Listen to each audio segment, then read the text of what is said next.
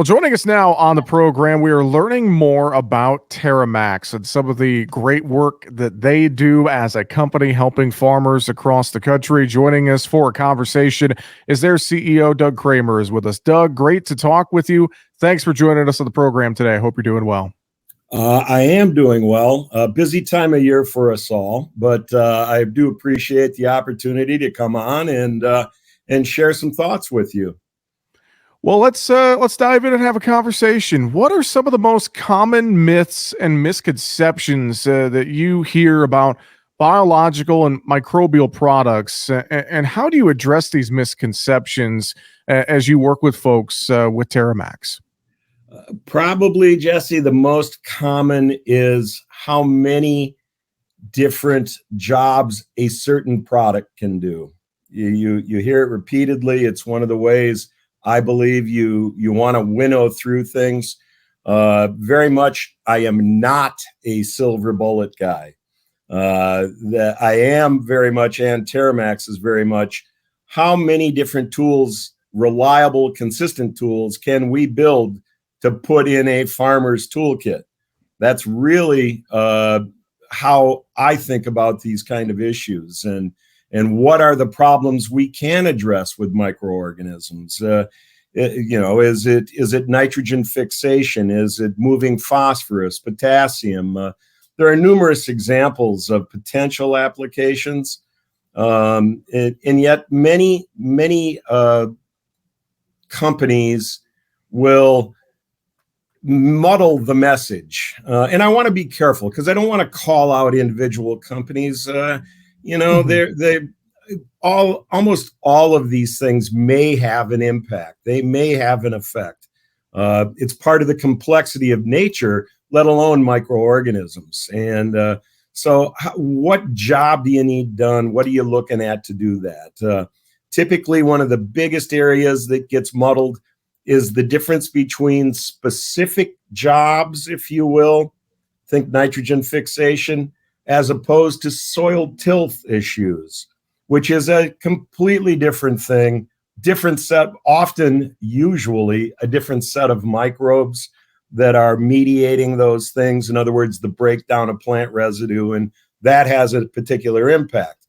Probably not fixing atmospheric nitrogen and making it available to the plant.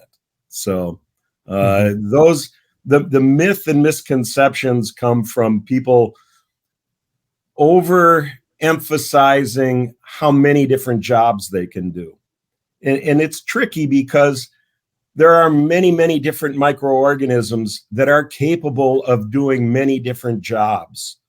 We need to understand them and thus their application, where they might be useful. All those kind of questions, right? This, if you will, Sure. The science behind the ideas. Sure. Well, and a lot of farmers, I think, they're still very skeptical of certain biologicals and microbials. Given obviously the kind of the misinformation that you just talked about. How can growers evaluate a product to decide if it's going to be a good investment and right for their operation? Talk about that, Doug.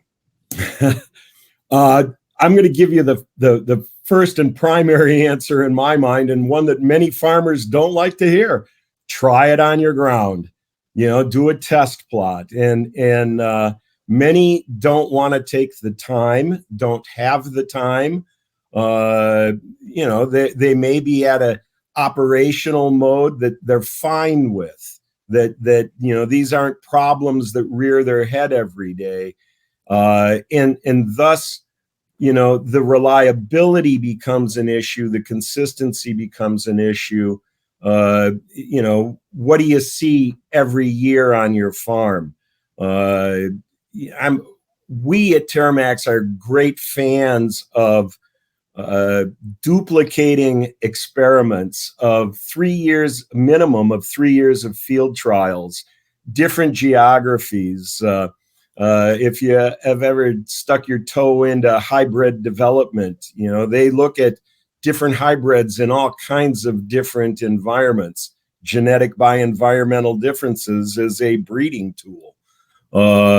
Very similar concept, I think, would play or does play in microbial applications. And, so if a farmer wants to know if something works on his land like it did for other people, you kind of have two choices. One is you got to rely on the company to generate the data, and that brings in trusted sources, good design, those kind of issues, or they have to do it themselves. So, and probably the mix is the best thing, I would say, for them to do that. We've been around for 25 years and have had an awful lot of experience out in the field. In some cases, there are differences, environmental differences, some that we don't understand very well, and can't get our arms completely around. And what I like to remind farmers of is the same issues exist, whether it's chemistries, whether it's seed, all those issues are environmentally impacted, and performance is impacted because of that. So I don't like to use it as an excuse. I don't use it as an excuse. In fact, what I want people to understand is microbes are going to fall in that same category. We're going to get better at how we formulate, how we deliver, the choice of microbes for the specific job. Those kind of issues are very real. And not just at our company, but at others, you can see the progression of products. So we're coming off of, if you will, bathtub gin, which some people would swear by, and we're into the fine bourbons, if you will, if I can make that kind of an analogy, not to rely on alcohol, but that's that I think is a reasonable description, that some of these more esoteric, if you will, mixtures can have an impact. Now, they have impacts that aren't very well understood sometimes. Plant residue digestion will help your soil tilth in most instances, but you need to have help with soil tilth if you're going to see a difference. Okay, so whereas something that is nitrogen fixing plant biostimulant related, you should be able to see that regardless of environment. The intensity may be different, but that you want to be able to see that. So, well, Doug, I want to talk about this as well, because I think on top of all of this, and we look at the myths and misconceptions, the biological market here today, it's gotten pretty crowded. And, you mentioned Terra, you guys have been around for 25 years. Well, there's been a lot of other folks who've entered this arena here in that time period. And I think that with things being crowded, it's maybe adding to some of the confusion for farmers. So how can farmers get an idea of what products are available and some clarity on what those products have to offer? I'm not sure I have anything astounding to say in that situation, other than you got to do your homework. Whether that is on-field trials, asking your provider for data sets. You can imagine that over 25 years, we've had an opportunity to understand our products and our approaches better. And we have very large data sets to help farmers understand differential response related to environment, for example. Those are kind of some of the guidelines I would give. And essentially, again, I view this as very similar. You don't just go to your seed guy, some people do, and say, give me the best hybrid for my land. Most farmers want to know, and they want to know a little bit more about what the performance criteria were, how it did under those situations, so they can pick. And there are plenty of hybrids out there. In terms of the number of microbial companies or microbially related companies, I welcome the gold rush. And that doesn't mean I always enjoy it. But it does give us points of contrast, and it gives us competition. Sure. And competition is a good thing, I believe, right? Yeah. Number one, I don't think anybody really corners the market. We have precious few, but very good examples in agriculture of the market being cornered. Think Roundup resistance, right? And the amount of acreage that was controlled or influenced by those kind of technologies. Same used to be true for certain hybrids. Inbred lines that were being used to make the hybrids. At one point in our agricultural history, I think a number like 85% of the hybrids were too basic inbreds that were being used. So, how to bring those disparate pieces together to be able to make a picture understandable. There's no other way to do it than your homework or to have trusted partners. And there's only one way to build a trusted partner, and that's be it. So you that to me means you get through the bad times, you solve the problems you have, and you go forward and you improve your process and your products as you do that. So that's kind of what I think. Not kind of, that is what I think. Yeah, I couldn't agree more with that. Great thoughts. So let's work towards kind of putting a bow on our conversation here today and wrap this up. But what should farmers be thinking about now? We're wrapping up the year. We're making decisions and planning for next season. And what would you say for folks if they're looking at Terra products and they're looking at just their overall plan for their operation for 2024? What do farmers need to be thinking about right now, Doug? They need to be thinking about what their problems are and how they address them and what tools they may use. Microbes are not a silver bullet.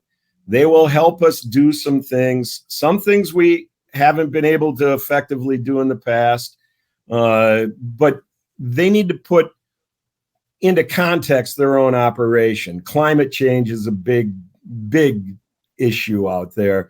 Whether you believe it's real or not, the changes are happening. The environmental things are there. Drought, for example. I've been in ag long enough to know that every year carries with it some drought as well as some drowned out spots. That's just how it operates. So, but in their own specific operation, what are they faced with? And what are the problems? Do they have specific problems? Are they general? Are they nutritional? Are they insects and pathogens? I mean, what do you need to address? And in some ways, what new tools might be available to help them address that? And when I say tools, I am not anti-chemical. I am use every tool you have in your toolkit, because that is what is necessary. And we've learned so much from farmers on the performance of our products. In some ways, things that I never was familiar with, so I couldn't conceive of. So a farmer needs to be a little bit of a crystal ball reader with that, but they know what their last year was. They know what their last year was, and they can build off of that, and they can address certain issues. Whether we get enough rain or not, that's not something any of us can really deal with. We don't know. We don't have the tools, right? Mm-hmm. Make it rain here. I don't think those people exist.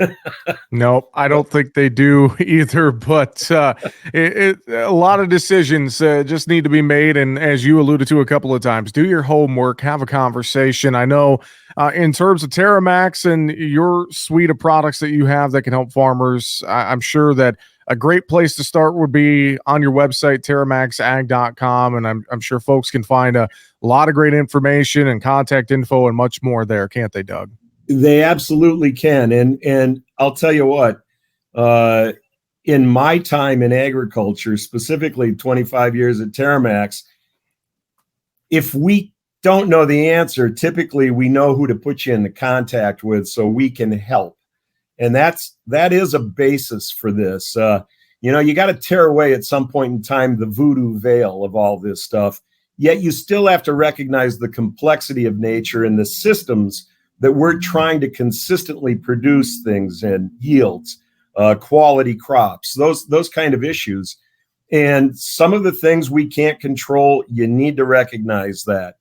And then approach and apply the things that can work for you and that may give you that opportunity. But by no means, we have a lot of answers about microbes, don't get me wrong, but we're not the only answer for you out there. That's, I think, a take-home message. We can help. Well, we do appreciate the conversation. And again, folks can learn more at terramaxag.com. We've been talking with Terramax CEO Doug Kremer. Doug, thanks so much for joining us. I wish you and yours a Merry Christmas, a Happy New Year, and we'll look forward to talking to you again in the future. Thanks so much. Thank you, Jesse. Merry Christmas to you and yours as well. Appreciate it.